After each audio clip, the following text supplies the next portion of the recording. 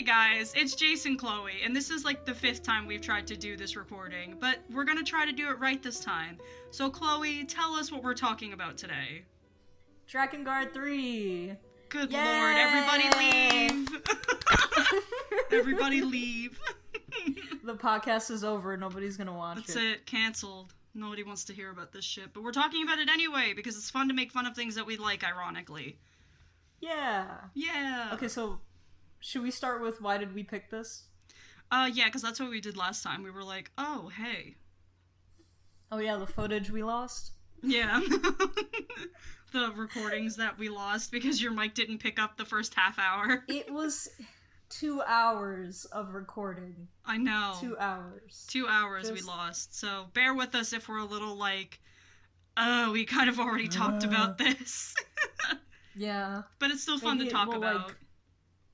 Yeah, maybe we'll post like the lost audio. No, maybe. It'll be just like a half an hour of me talking to myself. And then suddenly you'll chime in, and everything will make sense. It'll be a bonus episode. Okay, yeah, but why are we talking about this? Well, we're talking about this because we talk about it a lot. Like, I feel like it comes up in conversation a lot, like, because we always have, like, different points. Like, we'll go back to it and we'll be like, hey, do you remember this? Yeah, that was kind of weird, too. And it's like, it seems like we just have, like, a whole bunch of different points on, like, what could have, like, bettered the game, what could have, like, been done different, and so on and so forth. So, and it's a good starting topic for us, because I feel like there's a lot for us to talk about, as we've already established. We have an hour and a half is worth of fucking recording from the first one that we did, so clearly we have a lot to talk about this game. Yeah, so I guess what do we want to start off with? Our overall impression of the entire game? Or... Yeah, we'll just talk about it, man. We don't have to, like, segment it out, because we wind up getting onto, like, tangents anyway, so... Yeah, alright, so... I guess an overview of the plot for somebody who hasn't, you know... Oh, yeah, for someone who hasn't played the game. Yeah, so basically you play Zero, who, she has 5 different siblings who you find out are, I guess, like, copies of herself, but genetically. And, you know, they each have their own different personalities, but, you know, they came back... I can't explain this. Okay, I'll explain it. It's just complicated. I'll explain it. So basically, we have Zero, who is an intoner, and, she winds up creating, like Chloe said, like, there's, like, 5 other versions of her that all have different, like, physical looks, different, like, personality attributes, and they're all supposed to have, like, little bits and pieces of her in them. Like, all of their personalities are supposed to be derivative of a character trait that she has, which you don't really see because you see it in the intoners themselves rather than in Zero. So you have that. Yeah. Mm-hmm. So you have that. So you have Zero, the intoner, and then her 5 other sisters. She calls them her sisters, even though they're parts of herself, which I guess makes sense, because it's like, oh, these are parts of myself, technically, like, family-esque kind of stuff. I don't know.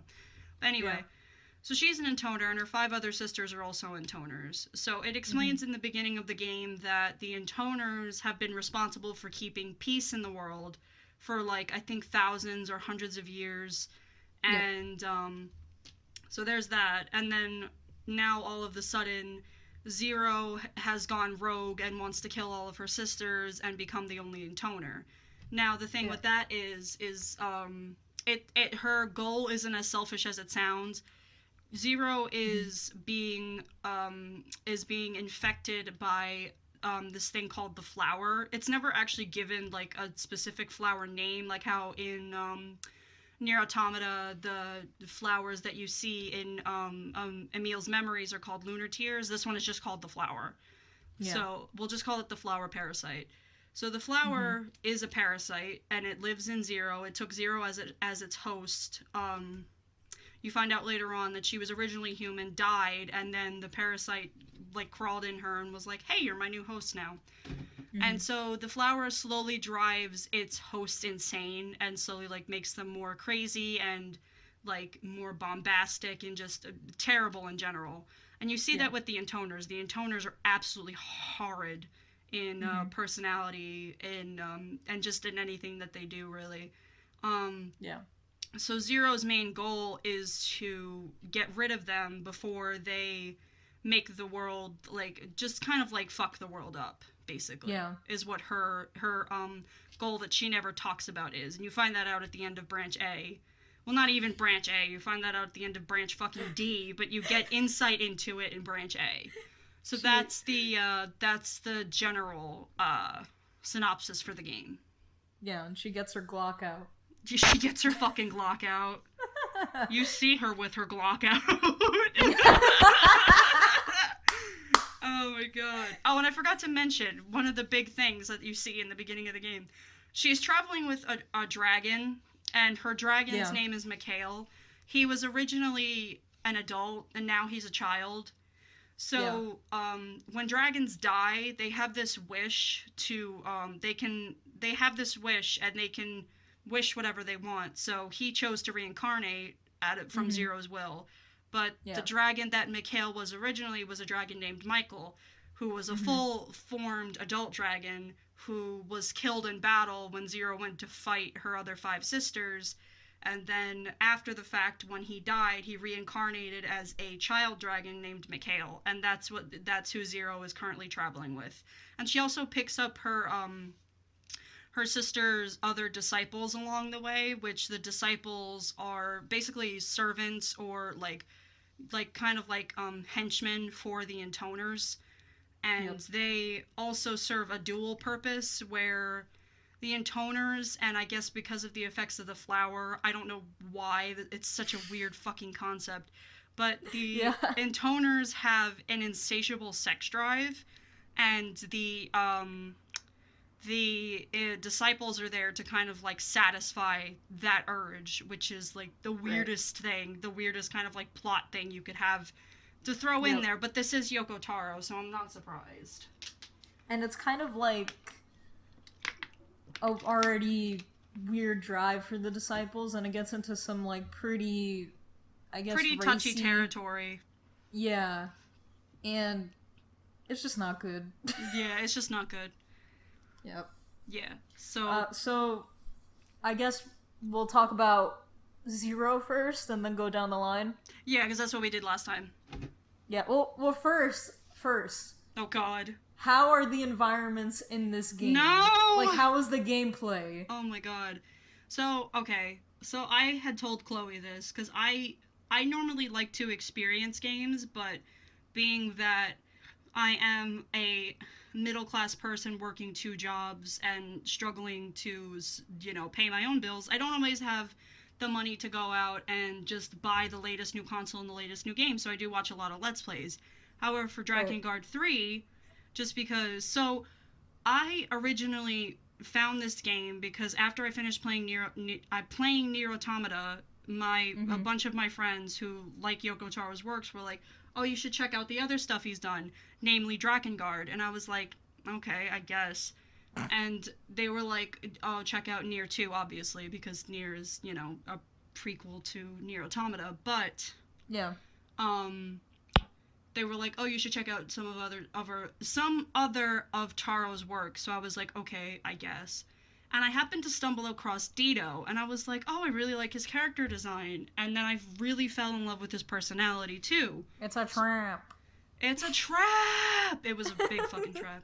So I was like, okay, I'm willing to check out more of this game because I really like this character, and I want to see kind of what he turns into. Like, I want to see more of this character, like, stuff like that. Yeah. So I was ready to lay it all on the line and buy a PS3 and buy this game, and I'm so fucking glad I didn't, because before I did any of that, I went and I started and watched a Let's Play. And let me tell you, the gameplay, I would have wasted my money trying to do that shit. Because it's worse than a hack and slash. It is, because it's not even, I don't even think you could, I guess you could qualify it as a hack and slash, but it's fucking like a really shit hack and slash. Like literally there's and the story doesn't even make up for the fact that it is like a really shit hack and slash. Oh no, yeah. 100%. And it's like, just go on. First sorry. of all, yeah, no, it's okay. Especially like the one thing that bothered me was the blood stains on the screen. There was no fucking window wiper for this shit. No, it was just blood there. everywhere. Yeah, it went everywhere, obscured your vision, and made the game, like, really difficult to play. Mm-hmm. And, like, that's just coming from the standpoint of somebody who just games in general. Right. It's just not good. Yeah, no, it's horrid. Yeah, and then to top it off, the environments. Flatter than a fucking boardwalk. Oh my god. It was so like, bad. Like, even in the areas where you would think there should be color, there was no fucking color. Like, it was grayscale the entire fucking game. And I'm like, can we have something to look at, please? Exactly. Everything was just fucking gray. And I was like, you can't... You have to attract the eye of somebody. You can't just be, like, making everything one-tonal. It's dumb. It is. And the fucking shit... It was like rectangles. Everything was like goddamn rectangles. No, legit. Everything was fucking rectangles. I said before that they took all the curves went into making the intoner's boobs, and that was it. It was just, that's where all the curves went. And then once their budget for curvature ran out, they were like, oh, okay, everything else has to be fucking flat. Everything else has to be rectangles. Put all the physics on the boobs. Of course. That's the only thing that matters. But did it even really matter? Because you don't even see her, like, up close. I know. You don't see her up close. So it doesn't even matter. And the game models look like fucking Play-Doh. Yeah, no, it's just, like, initially, because after Jace watched all the branches, because they're more, like, they know what's going on. Yeah. I just kind of know, like, branch A and that's it. But from what I experienced on, like, Rabbit... when it was still alive. Yeah. R.I.P. So the way we experienced Drakengard 3 together was the two of us watched a Let's Play of it on Rabbit together and just kind of roasted it from there. Yeah, Jace was just like, oh, this game, like, maybe we should experience it together. And I was like, okay, sure. And I watched the first branch, and I was not impressed. No. But as soon as we got into branch B... that's where everything got even worse. When I say that was unwatchable, that's a game. It's unwatchable as a game. Yeah. That's already, like, bad. That's just a red flag right there. Yeah, exactly. If it's unwatchable as a game, imagine what it is as playing it. Yeah, exactly.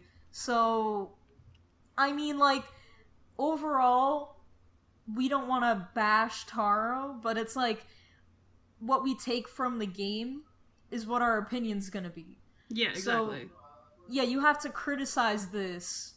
And so if I'm looking at it as far as the branches, basically, or the game in general, it just wasn't executed the right way. Like, you could see all these ideas, but nothing was done well. Yeah. So... yeah, no. Alright, you have anything to add? I was about to. You didn't give me a chance. But yeah, no, it's like, it just... And you kind of see this, like, reoccurring, like, theme throughout Taro's games as well, at least from, like, what I've seen of, like... Because I have a tendency to lore dive, and I kind of, like, I go and look at other games. Like, I haven't finished Nier. I've been in the process of trying to finish Nier. But after the hell that was Drakengard 3, I don't have the drive to do it. Yeah. But, it's just, I've noticed that, like, throughout his games, he tries to push the envelope on things, and he doesn't really know how to push that envelope. He kind of, like, like, licks the seal shut, but never sends the letters, the type of thing. Yeah. Yeah, exactly. You know what I mean? It's, like... It's just, and you especially see it in Drakengard 3, is like, you clearly see what is an unfinished product. Like, you can clearly see where there's conflicts between either Taro and the team or Taro and his vision itself. Like, it's just not, it's not playable even. It's horrid. The enemies, let's talk about the enemies, because that was a big thing for us. Oh god, the enemies. Okay, so I guess, what was the ongoing gag? Oh my god. Rabbit? Okay. So the enemies are very creatively named for what they are. So when you encounter a wolf, the title just says wolf. When you encounter... Alpha wolf. Alpha wolf, yeah. And then when you encounter a slightly bigger wolf, it's alpha wolf. And, what was the other one? Red golem? Yeah, red golem. As opposed to normal golem. Yep. And then there the was BDSM Gigas. The Gigas. Yeah, that was the only one that was original. Like the Titan, I actually liked the Titan, but it's just like anytime it popped up, it was just Titan. Titan. So anytime a fucking enemy would pop up, like I'd leave the chat for like a minute, like just to get something, and I'd come back, and Chloe will have written out the enemy name, but a space is between all the letters, so it's just Titan, or it's just Titan. Golem, because it's like, really? You couldn't get any more original with that? You couldn't, like, spruce up your names a tiny, tiny bit? No, and, like, the thing is that before I got into this game, Jace was sending me, like, the fan art and also, you know, conceptual images before the game. Right. And then I see the actual thing, and I'm like, there is no similarity. None of the details are there. None of what they intended. So Titan literally looks awesome on the concept art. I mean, it's a little lacking, but, you know, it still makes sense, and it's still creative. And then you get it in the game, and it's a polygonal mess, like the rest of it. Yeah, it's just like boxes. Yeah, it literally just looks like some really, like, it literally looks like a noble stretched out with a black smoky head. Yeah, and this is a PS3 game, and while I get that, as somebody who's watched a lot of, I guess, behind the scenes for PS3 games specifically, like the launches, they always end in disaster. Right. Like, it wasn't a good interim between PS2 and PS4. But, with that being said, this game was just, like, incomplete, like an afterthought. And you could tell, based on, like, all the bosses and, like, the characters and how the branches fell apart. Mm-hmm. Because they just couldn't accomplish what they wanted. And one thing that Taro did that really upsets me is that he wanted you to know everything beforehand, and everything was like supplemental materials. So it's like, how am I supposed to know these characters if I'm supposed to read before about them? Right, yeah, no, exactly. Because with Zero, you don't find out her true past unless you read all the supplemental material, which was like a bunch of like short stories, like showcasing like the different characters' sides of the story. And you get Zero's backstory from that, and you get a lot of like insight into the other characters reading their backstories. And so on and so forth. And it's like, I shouldn't have to read supplemental material to know what's going on. Like, it should just be in the game somewhere. Like, even if it's like, oh, you have to collect journals, or you have to collect orbs, and you can see memories and shit like that, like, from past. Or, like, you'll get journals. Like, you have a Cord in the game who is detailing everything. Like, literally has a giant suitcase with her, and is just detailing all of Zero's journey and all the different branches she could take. Surely there is a fucking page somewhere that you can collect about Zero's past somewhere. Like, that would have been cooler than being like, hey guys, here's a short story that's like in a book that you can read here.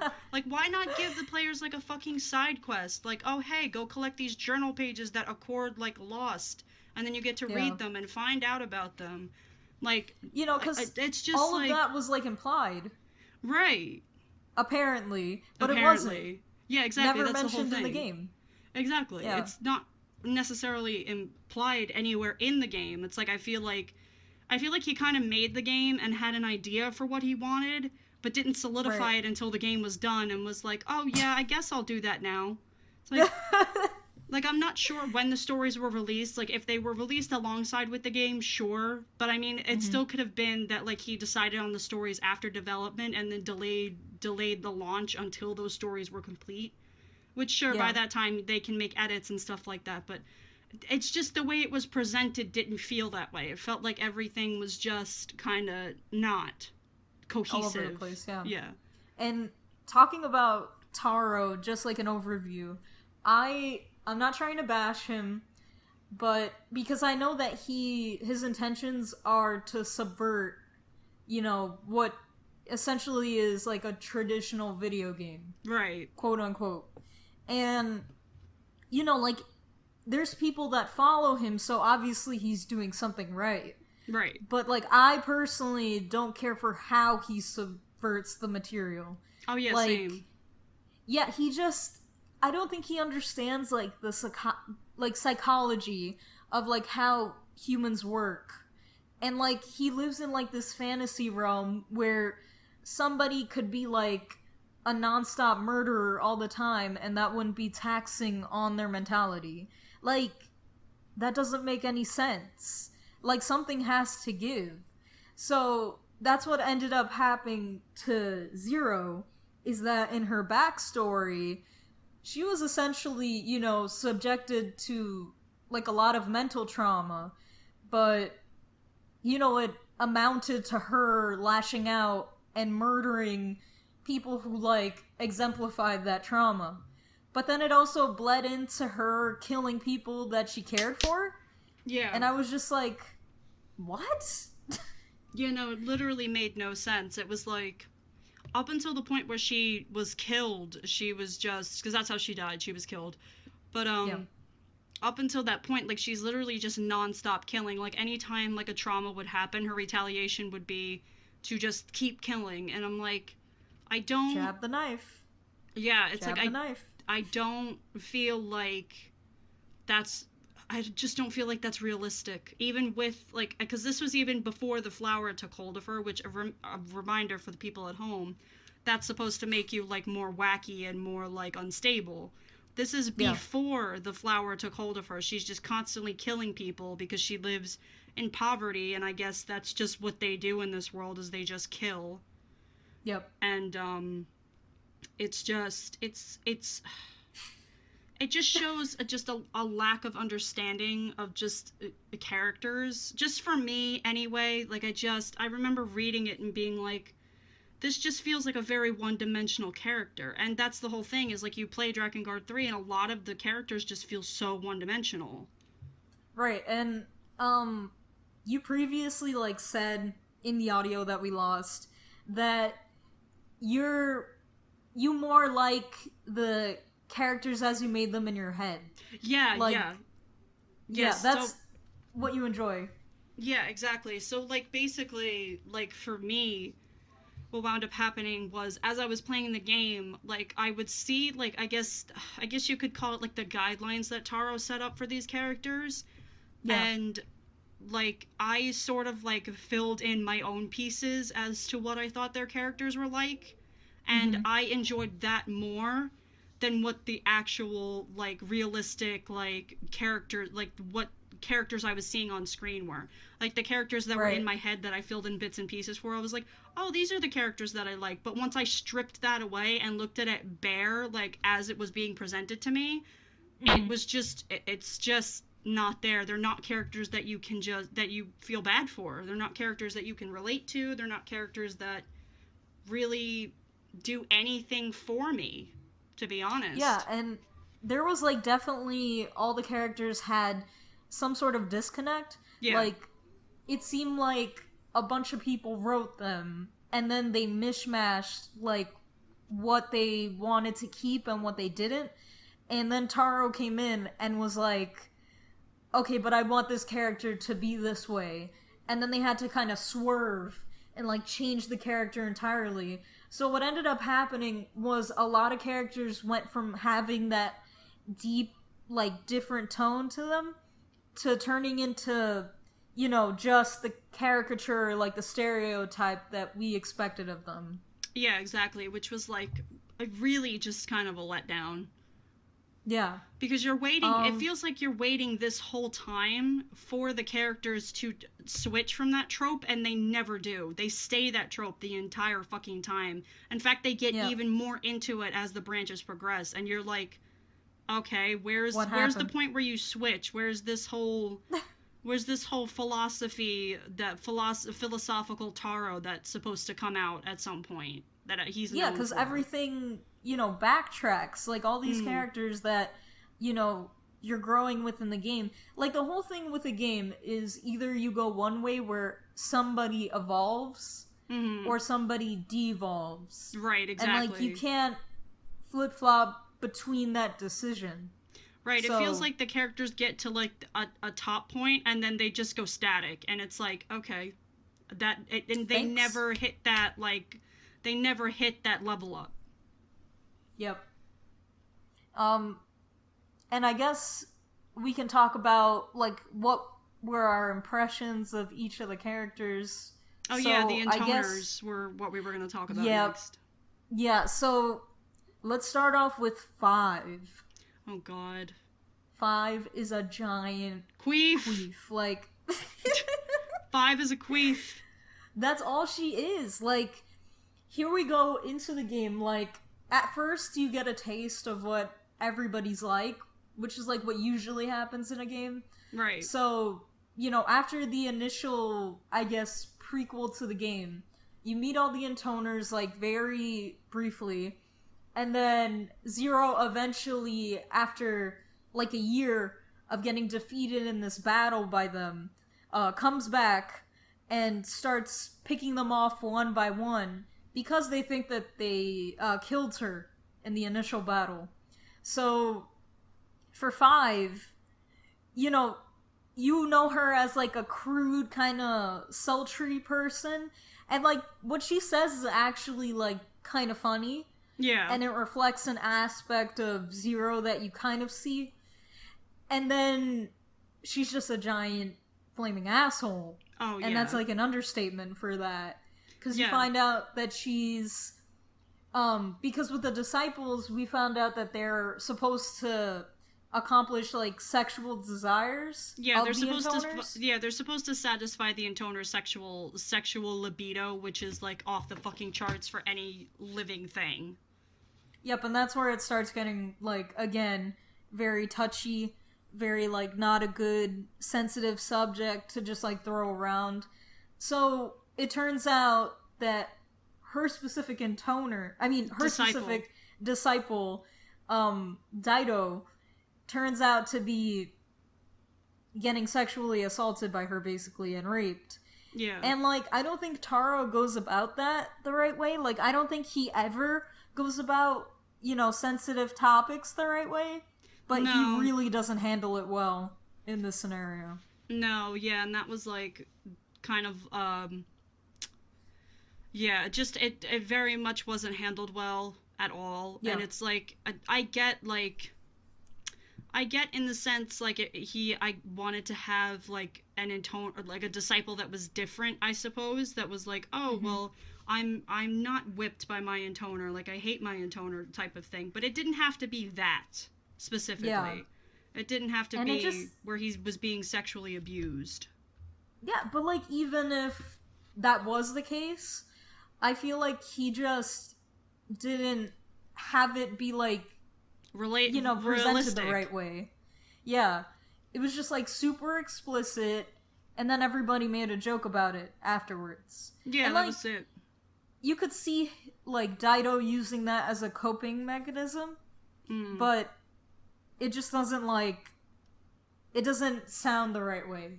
Yeah, no, So it's weird for it to be like, oh, hey, I was being sexually abused, and then all of a sudden he's like hitting on Zero and being like, hey, well, how about we get together? It's like, that's kind of strange to me. yeah, which by the way, all the disciples are fucking doves. Just spoiler alert, Yeah, they're fucking doves. the original forms of the disciples are doves. Zero made them, again, to satisfy the intoner's sexual urges.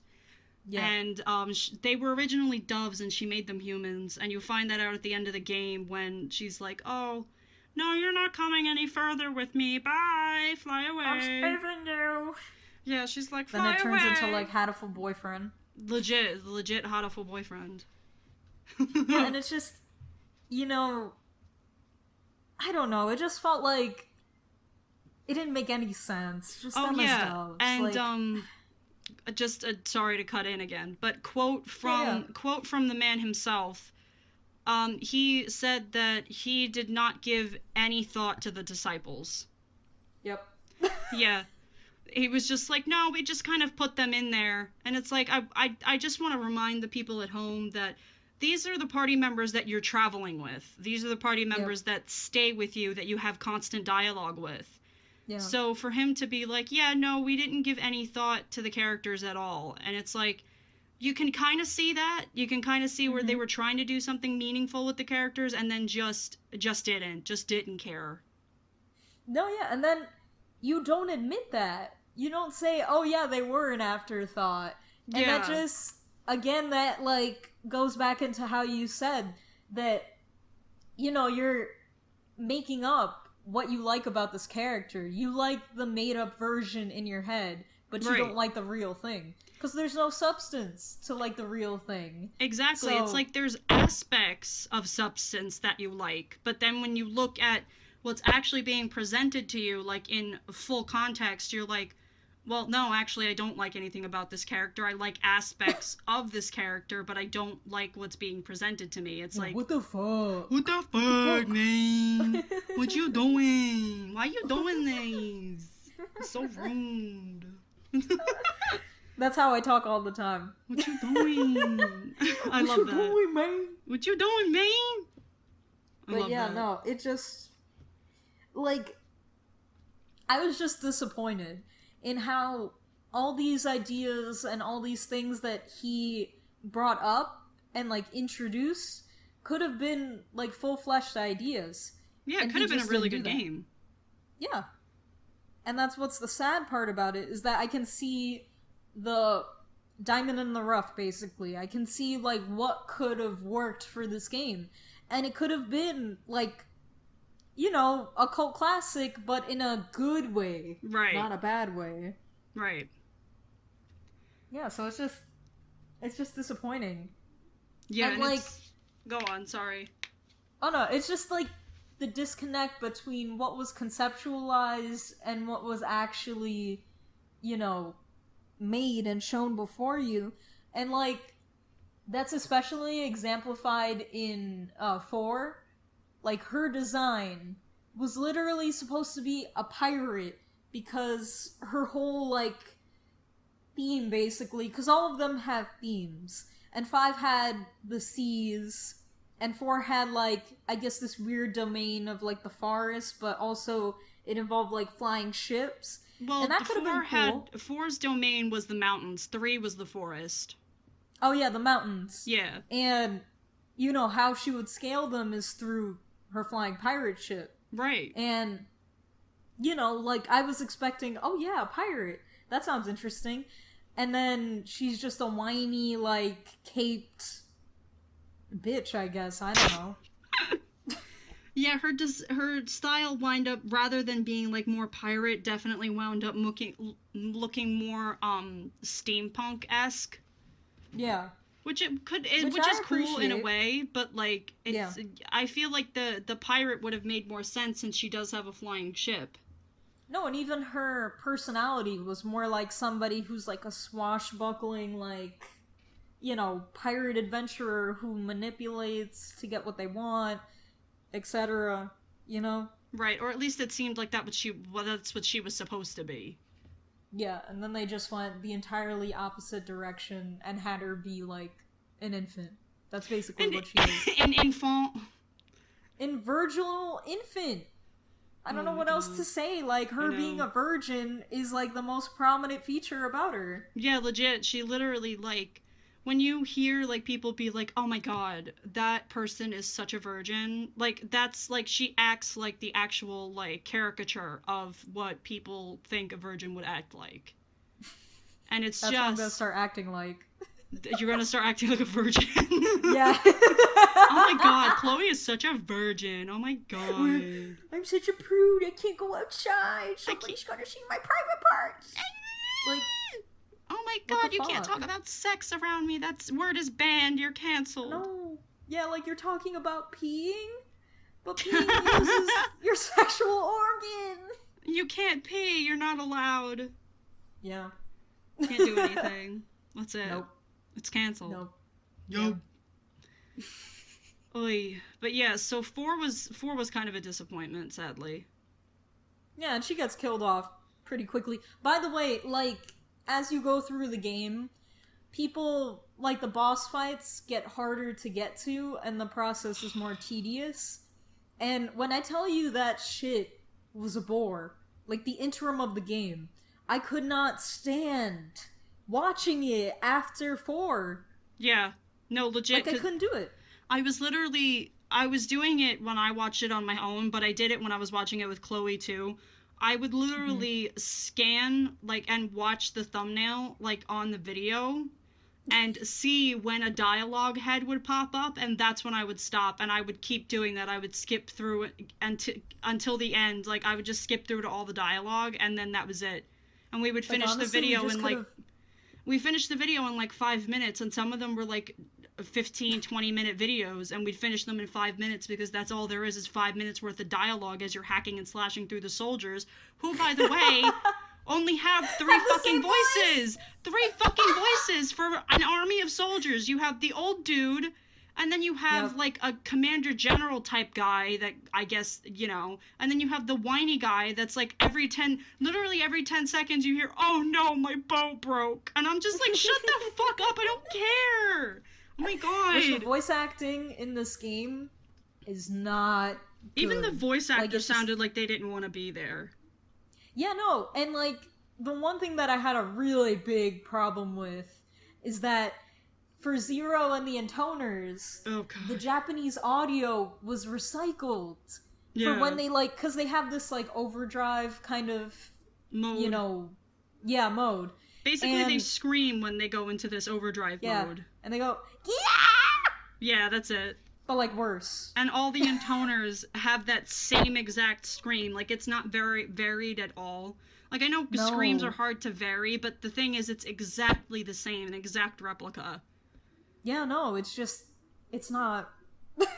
And they all go into overdrive at the same time. Like, if you go into overdrive and you're fighting an intoner, they'll go into overdrive at the same time you do, which I think is absolutely fucking ridiculous. Yeah, and then you hear Gya squared. But in Gya Japanese squared! Again.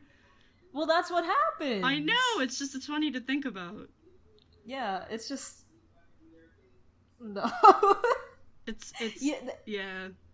It's these things that you can...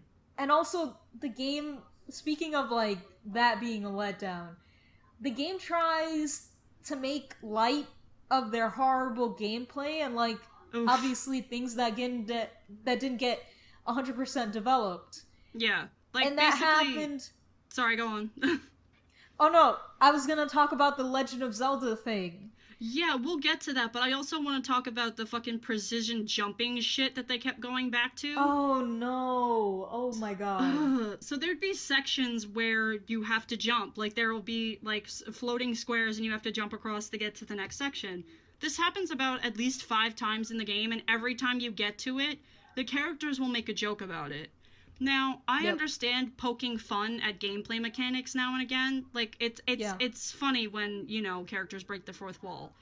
But when you do it so repeatedly that even your characters are getting tired of you doing it, maybe you should think about changing it. Like, when you're literally writing dialogue that's like, wow, this mechanic is so original, I haven't seen this 50 times, maybe you should make a different mechanic. Like, if you have to write dialogue to shuffle out your shitty fucking design, plan, like it just... Maybe make something different. Maybe come up with something else, you know? Yeah, no, it turns into this, like, condescending tone. Exactly. That everybody at home is like, what the fuck? Yeah. Why are you gonna make light of something that's making this not enjoyable? Right. You know? Right. It's almost like they like to fucking test the people who are playing the games. It's kind of like... a slap in the face. It's like, why did you even decide to play this game in the first place? And it's like, I know Taro has said before that he makes games for weird people, and that's fine. And it's just, I don't think even someone who was weird who would enjoy playing Drakengard 3, because it's literally just a fucking grinding game after some point. Yeah.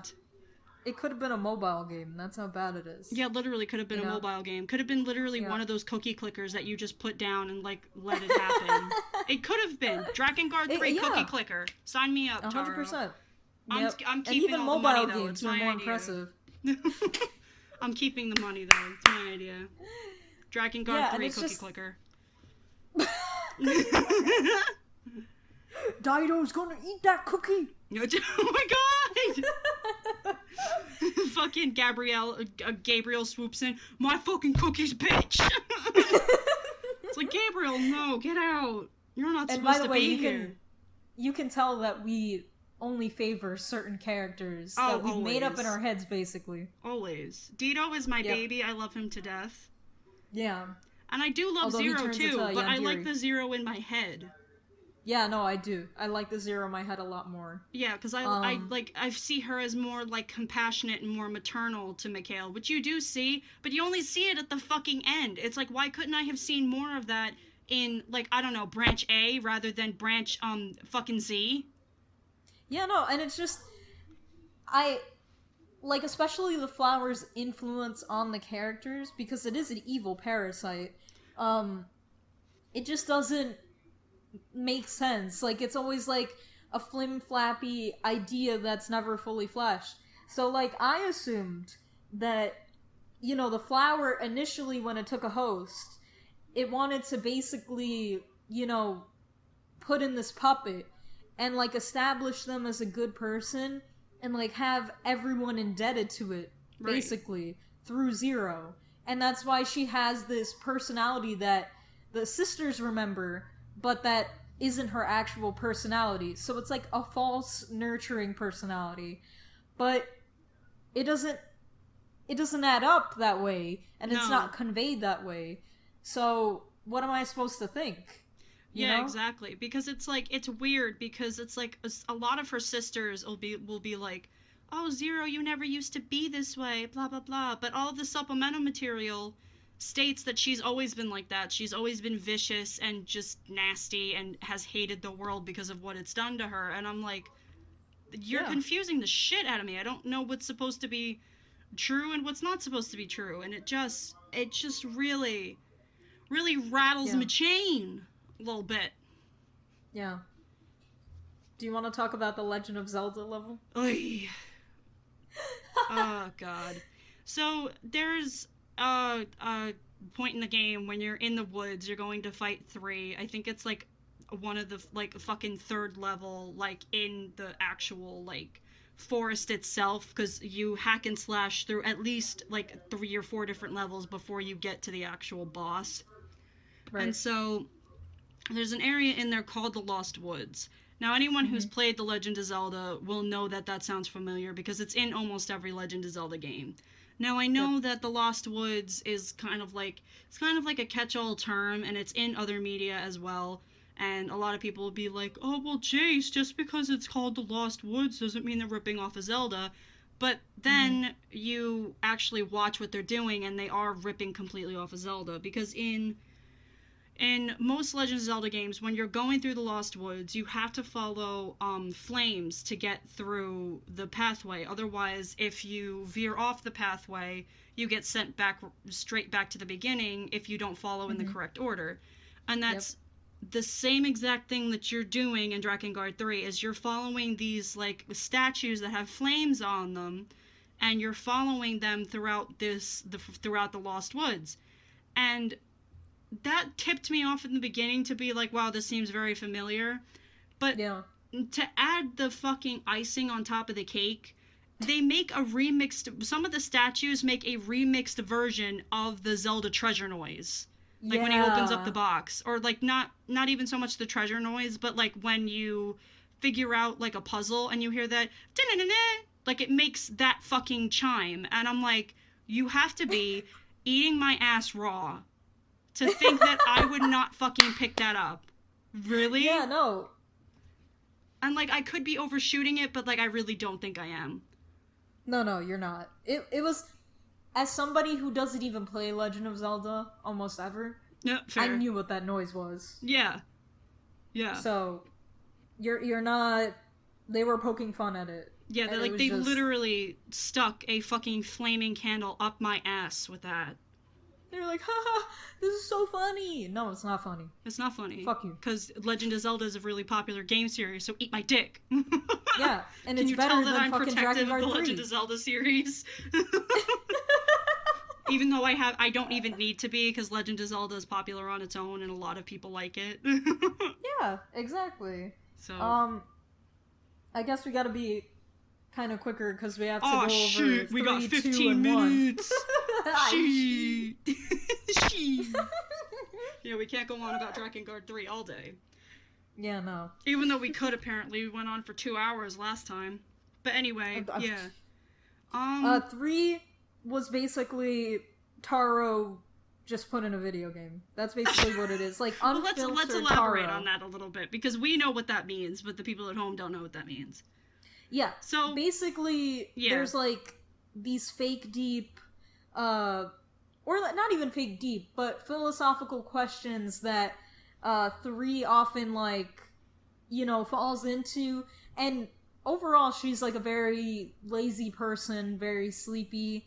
And I'm not gonna get into how the intoners might be based off the 7 deadly sins, because that was a mess. Yeah, that was a mess. But 3 basically more or less pose these questions that Taro frequently poses in his games. Yeah. So, do you want to elaborate on that? Yeah, so, because I kind of noticed it when, of course, my air conditioning picks now to come on. Anyway, I was fucking interrupting my fucking noise shit. But, so I noticed when I was watching the game that 3 often says, like, these nonsensical, like, philosophical, like, statements. And I was like, wow, that kind of sounds a lot like what Taro just throws into his games. Like, you see it a lot in Nier Automata, but at least in Nier Automata, it's a bit more cohesive. Like, when you... Like, Simone de Beauvoir, that... The philosophy of Nier Automata comes through a lot more. Or the philosophy of what Taro's trying to talk about comes through a lot more in Nier Automata, because it's more cohesive and it's more like it's more adept to the machines and like them taking on like human characteristics. Like, if you were looking at the human race as like from just like kind of like a viewpoint, you would pick like philosophers and stuff like that. So like I can see where he's going through with that, but it's like 3 poses a lot of those same questions that he kind of puts, like, he sprinkles throughout his other games and like sprinkles throughout, like, just from what I've seen of him. And I'm just like, I remember mentioning to Chloe, I'm like, I feel like this is Taro just like going off the rails and like trying to like fucking just put any little thought he's ever had into this character to just like put it in a game somewhere just so it's out there.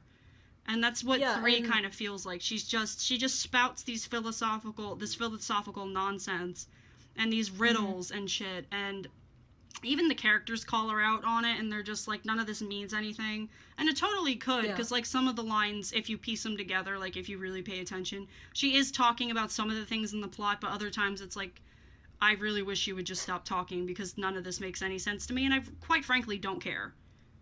The only time and like 3 ever makes any sense is when you finally get to her boss battle, and she has to explain about the experiments that she's been doing. Basically, she's been taking soldiers who are humans and turning them into like super weapons, and I think combining them with her dolls or making them her new dolls, and basically just turning them into her super soldier slaves.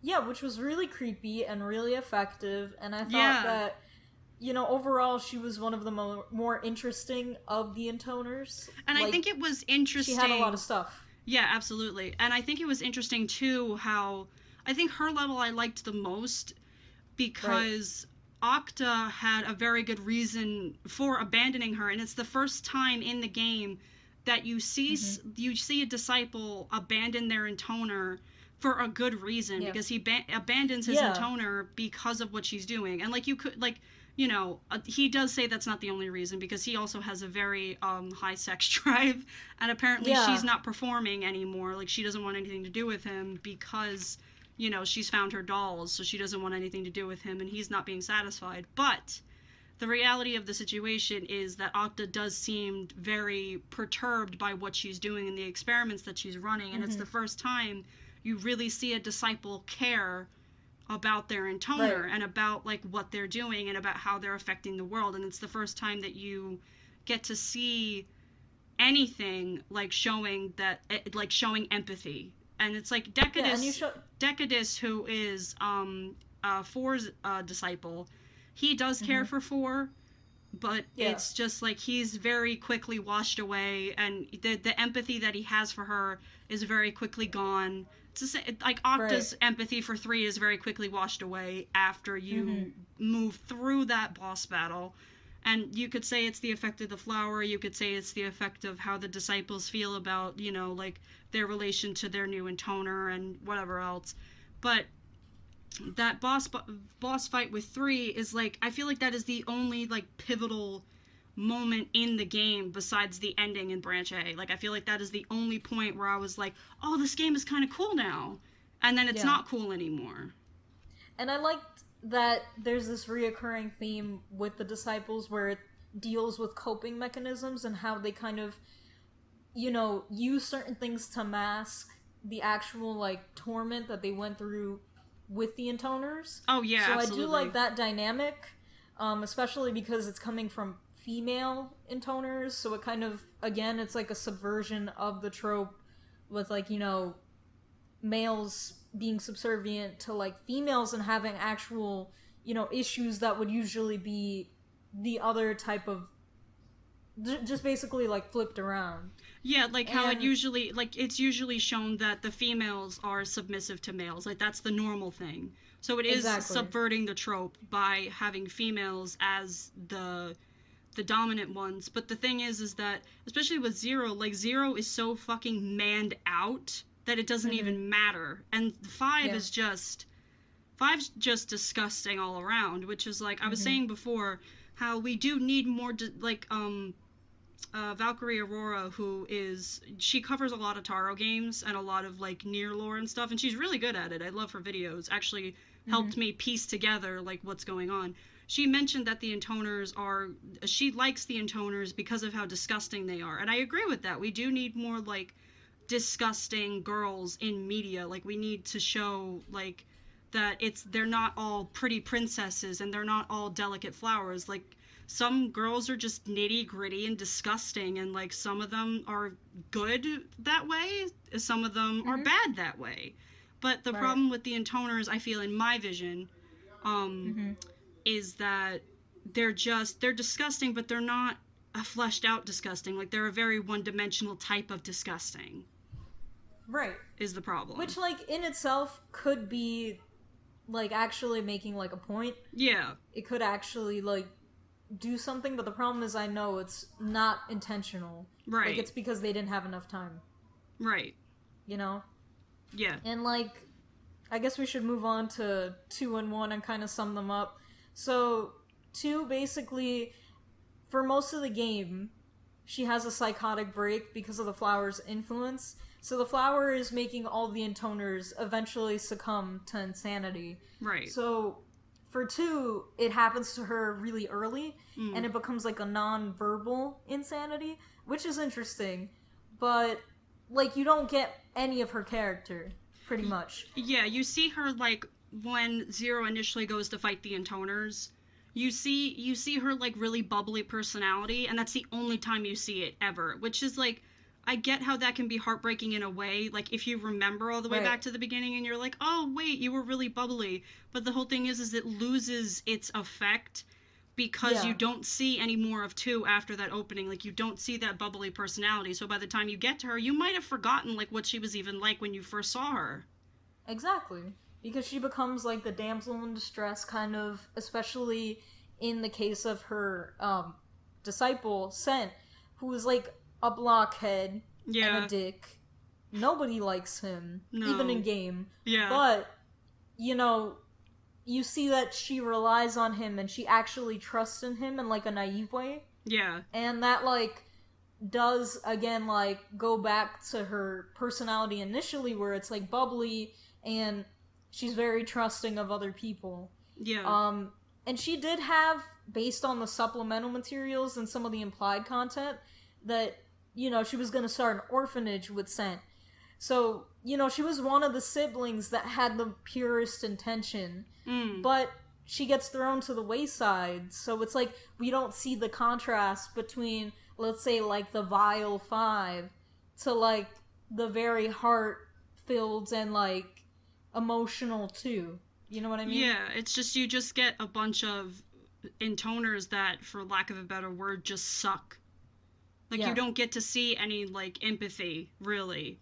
And it's Which just, I think, like, I feel if we're like talking that's, about Zero, like, having her aspects, then 2 is, like, the little inkling of sympathy that she has.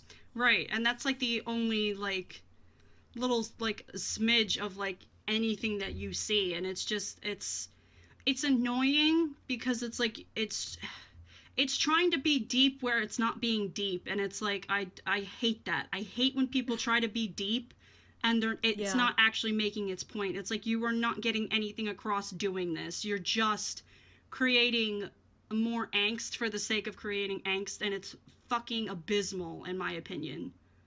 Exactly. And, like, Taro is known for, like, this very nihilistic, like, existential approach to a lot of things. Yeah. And a lot of people appreciate that. But, like, me personally, I want, like, a game to be an escape. And I don't want to be dragged down by, like, reality so much to the point where, like, it actually affects my mood. Because these games do actually affect my mood. Oh, yeah, same. So, like, we've talked at length about how literally dead I was playing Nier Automata's Route C. And I know most people were, but I was dead in the sense that, like, I was upset with what was happening, and I was upset with the direction of the game. Like, Route C was just... And there's nothing that makes you feel better about it at the end. Like, a lot of my friends, I finished the game, and I was like, oh, I got all the endings except for E. And they were like, no, play Route E, it'll make you feel better. And then I played Route E, and I felt better for, like, 10 seconds while I was, like, playing with other, like, online people. Like, they were helping me, shoot the barriers down. I was happy with that. And then I got to the very end, and I was like, I really don't feel better. In fact, I think I feel a bit worse. Yeah. So, and it's like... Sorry, go on. No, it's just like, for Nier and Drakengard, it's like, both of them, I don't feel a good experience playing them. It's for very different reasons. But, like, overall, I just want a game that'll, like, supply me with something of substance and something memorable in a good way, not in a bad way. Right, and that's what Drakengard 3 is. Yeah, exactly. Like, Drakengard 3, I remember because of how terrible it was, and how I literally fell asleep watching it. Yeah, exactly. I woke up at one point... I guess we should move on to 1, though. Yeah. But I was just gonna say, I woke up at 1... Yeah, because you just fucking interrupted me. I'm sorry. It's fine. But yeah, I literally, all I wanted to say was that I fell asleep, like, halfway through a playthrough, and I woke up somewhere along the way, and was like... Alright, I'm just gonna keep watching it, and I was fine. I wasn't confused in the slightest, if that tells you anything about the game. But yeah, so let's move along to 1, because she is the last. Yep. So... And just, she's the foil, basically, yeah, to she's Zero. supposed to be the foil to Zero, but Supposed to be. She doesn't do a very good job of being a foil. Nope, not at all. She actually becomes more like Zero, which could be good, but it's just like, I want her to be the calm, collected one, and for Zero to lose her shit, but that just doesn't happen. Yeah, because one winds up losing her shit just as much as Zero does. Exactly. And, like, 1 is a shit stain, and I like the fact that she's like, you have rash decisions that she makes throughout the game, like, once she gets thrown into a corner. Right. Versus, like, her trying to be, like, the leader of the group and seem like the most collected out of all of them. And, I mean, she has 3 pairs of boots, like... She got 3 legs! That can be taken so many ways. So many. She got 3 legs, bro. 3 legs. Yeah, again, with her disciple, she kind of has, like, 2 for some reason. She has, you know, Gabriella, and who becomes Gabriel, and then... Yeah, that's her dragon, by the way. For the people. Yeah, her dragon, not her disciple. I don't know if they count the dragons as disciples, because technically they're not. I think they're just partners to the intoners. I guess so, yeah. Because dragons existed before the disciples did, you have to remember as well. Right, yeah, I think they're not then. Yeah, I think they're just I think the dragons are just supposed to like be there as partners in 0 and 1's case anyway. They're the natural enemies of the flowers, so maybe that's what attracted them to 0 and 1. Well, yeah, because when you there's I forget where I saw it. It was in one of the branches, but it delves more into 0 and Michael's relationship. And Michael came to 0 because 0 had the flower with her, and 0 was like, hey, you know, kill me, because I don't want this thing in me anymore. And Michael was like, well, if you can prove yourself. And then they, like, you know, formed a friendship and whatnot, and Michael was like, are you sure you want to go through with killing your sisters and then yourself? And 0 was like, hell yeah, of course I do. That's been my mission this whole time. So, Michael originally came to 0 because of the flower, and they formed a friendship because, you know, like I just said, she wanted him to kill her, and he was like, oh, well, I haven't found, like, someone who, like, can, you know, be beside me in combat in quite a while. Or at least that's what I remember. And right, so, and again, like, anybody who's under the flower's influence can't die unless it's by a dragon. Yeah. So a dragon is the only one that can... Because, like, for 0, she basically, like, you know, reincarnates or reassembles herself whenever she gets hurt. Yeah. But if a dragon, like, rips off, let's say, her arm, which is what happens in the initial fight, then, you know, she loses that arm permanently. Yeah. So, yeah. Yep.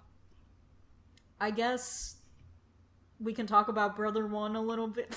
Oh god, yeah. So, 1 creates Brother 1 just in case 0 manages to kill her, so that there is a surviving intoner. And from what I know, it's very little, but from what I know, Brother 1 is supposed to be the person who starts all the garbage that happens in Drakengard 1 and 2. Yeah.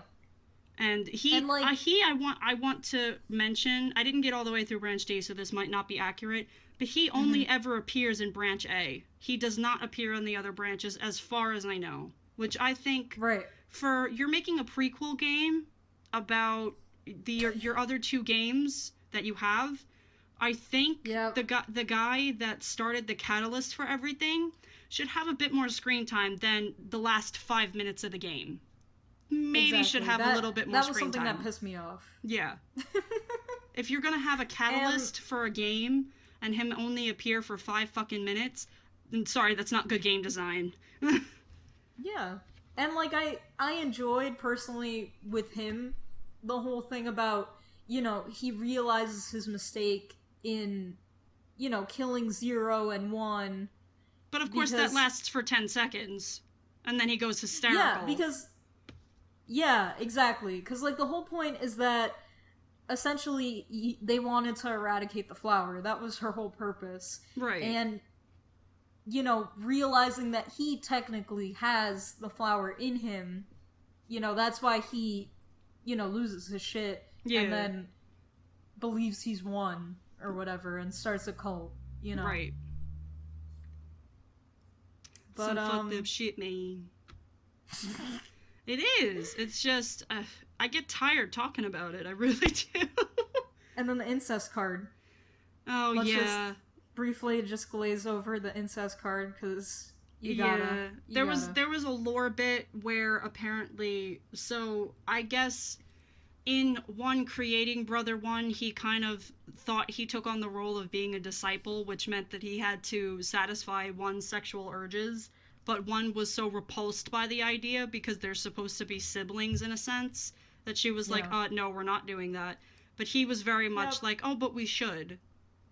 But it was dealt with, like, really badly, again. Yeah. Like, the rest of the sensitive topics that, you know, essentially Taro always brings up and doesn't handle well. And he does that in Drakengard 1, too, with pedophilia and baby eating. You know, that's from baby eating. Fucking baby eating. Baby eating. Baby eating. Yeah, no. And the thing is, too, I was actually thinking about this while I was at work, but sometimes Japanese creators don't know how to touch on subjects like that because, and I feel like I was having this conversation with a friend of mine who may have brought more of this to light for me, and I may be reiterating this right, I may not be, so don't quote me, but a lot of the times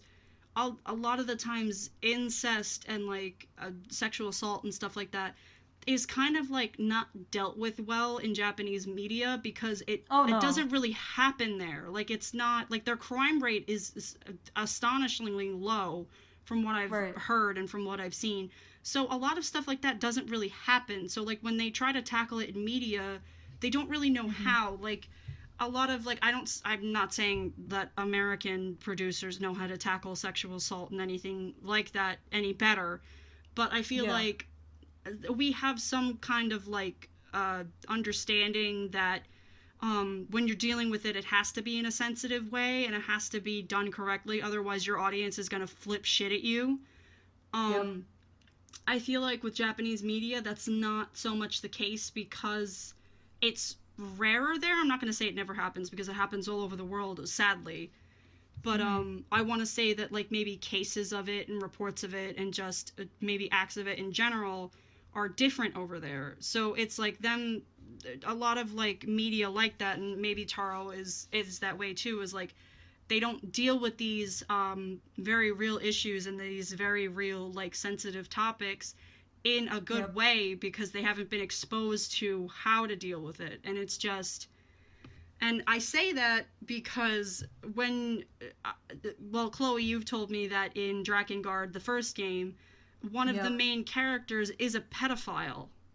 Yep, and there's a kid in the party that he constantly, like, you know, like hits on, not I'm gonna guessing? go into detail, but... Oh, God. Huh?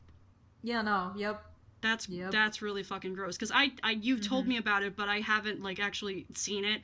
And the thing is, like, sure, like, again, Taro wants to, like, do like subvert tropes and stuff like that, but the thing is, if you're gonna put a cast of characters that are inherently Suicide Squad, basically, if you're gonna put a cast of characters that are inherently evil and inherently shitty, like, that's fine. Like, I get wanting to subvert the trope, that's fine.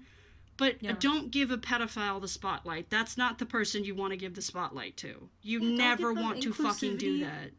Huh? Don't give them a space. Yeah. Just don't do that. Exactly. And I feel like Taro looked at the worst possible person that he could put in that spotlight and went, oh, a pedophile, without realizing how insensitive that is.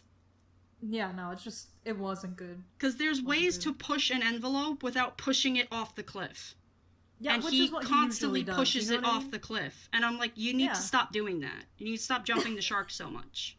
You don't need to constantly do that to make your point. Because after a while, people get tired of it. I mean, our discussion is probably going to end on just either the ending of Branch A or Branch D, because those were the most prominent. But, for the branches in general, they're very off-putting.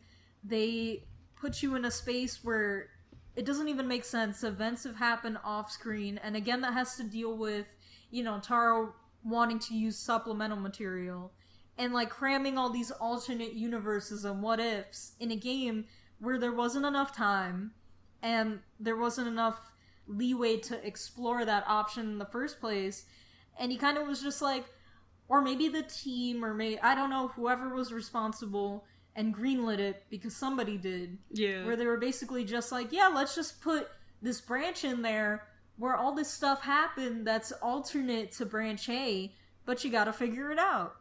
So, yeah. And like to kind of qualify what we mean by that. So just very quickly, Scent, the disciple of 2, is very much in love with 2 and is very like, you know, very much cares for her and is loyal to her for the most part. And in all of these other branches, he doesn't even know who she is, doesn't even know why he deserted her, nothing. And you go into branch, I believe, B, and Scent's like, oh, who's 2? I don't remember her. And it's like, you are explicitly shown how loyal and by her side he is all the time. And then you get to branch B and it's like, I don't know who 2 is. I don't know why I left her. Who is she? What is she like? And I'm like, that's just ass. And then really quickly, I guess let's go over branch D because that's essentially where the flower is, I guess, eradicated. I think so. I'd never finished D because I couldn't. Yeah. I was like, bye. I watched the boss fight, so... Oh, that's music, right. Yeah, synchronized music, I guess, to defeating... Oh, that's right. Yeah, we forgot to talk about the angels. But the intoners with their song, along with the disciples, can actually summon an angel. Yeah. Wasn't there... Can't the disciple... The disciple can summon an angel, but if they do it without the help of an intoner, they go back to their original forms, which again are doves. Yeah. But pretty much the whole thing with the angels is that it's kind of like a last resort for the intoners. And you see it frequently, like in the boss fights, especially. Yeah.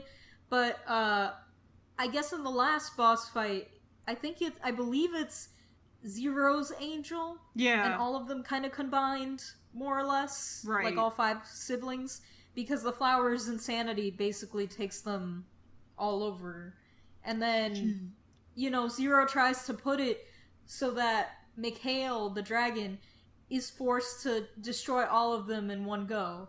Without knowing that Brother 1 is in a basement somewhere locked up. Yeah. You know, so...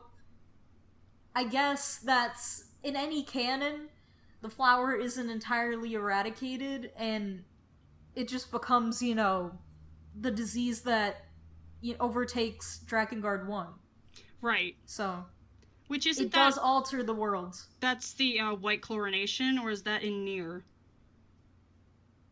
I don't know what you're talking about. Well, shit. Damn it. I guess that's in Drakengard then. Yeah. But I mean, I guess let's give our final thoughts on, like, the game overall. Yeah, we can do that. We can just give it a rating and call it a day. Yeah. So you go first, Chloe. Okay, so I'm giving it 1.75 stars.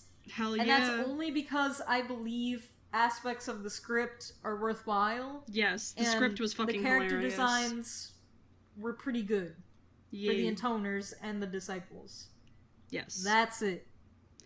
And, what do you give it? Well, originally I gave it a higher rating, but I think I'm gonna drop it to a 2.5. There we go. Yeah. 2.5. I was being generous last time just because, like, as someone who is currently in the process of making a game, and the game is small, even, like, small compared to Drakengard anyway, I understand that it's hard to make a game, like, but at the same time, the rating I'm giving it is because, as hard as it is to make a game, I'm one person making a game. He had a team, and that's my whole thing, is, like, it could have been, there was so many could have beens in this game that could have made it a really good game, but it really just felt like Taro wanted to put a prequel in front of Drakengard so that you kind of understood what happened in Drakengard 1 and 2, but you really don't ever get any, like, good answers. Like, you understand, oh, okay, cool, I guess that's what happened, but that's all you get is, I guess that's what happened. And that's not how a prequel should be. It shouldn't be, oh, I guess that's what happened. Like, when you play Final Fantasy VII, and then you go back and play Crisis Core, you understand exactly what happened in order to get to Final Fantasy VII. Drakengard 3 You really fucking don't. You just get more confused. Yeah. And I'm like, and by the way, no. like, one person can make a substantial game. Yes, like, that's very and true. He just couldn't, even with a team. So yeah, it is what it is. It be what it be, and that's our final thoughts on the matter. That's a wrap. That's a wrap. On Drakengard 3. Yes. So, woo! Thank you guys very much for listening to us ramble. If we've offended you with our opinions, please remember that they are only opinions. If you did genuinely enjoy this game, that is fine. You are allowed to enjoy whatever makes you happy, and if this game made you happy, you're allowed to enjoy it. These are just our opinions, and you can take that with a grain of salt, to be honest. We're just here talking, trying to fill up your day. Maybe you're at work and you just want someone to listen to. Maybe you just want someone to be like, oh, you're a fucking piece of shit. I don't fucking agree with anything. You're stupid. And that's fine. You can think that. That's totally okay. We're just here. You're valid. And you're valid. We love you. You're valid. We love you. We're just here supplying you with our thoughts, filling up your day. Like I said, maybe you're working. Maybe you just need some voices in the background to keep you company. And we're fine with that. We're here to bitch for your pleasure. Yeah. So this is Chloe and Jay signing off. Yes. Thank you guys for joining us for the first episode. And we will be back. We're hoping to release these mostly every Sunday. We both have busy lives, but we'll try to do our best. But thank you again so much for tuning in. And we're gonna go. Thank you. Thank you again. Okay. Bye. Bye. Bye.